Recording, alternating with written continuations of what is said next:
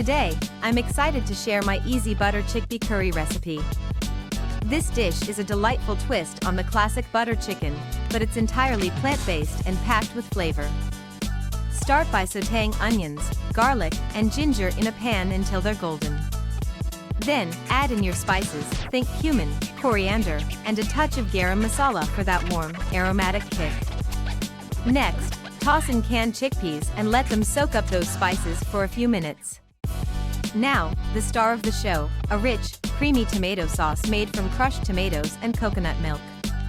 This is where the magic happens. Simmer everything together until it thickens beautifully. Finish it off with a squeeze of lemon juice and a handful of fresh cilantro for brightness. Serve it over fluffy rice or with warm naan. This butter chickpea curry is not just easy to make, it's a comforting, satisfying meal that will impress anyone at your dinner table. Enjoy!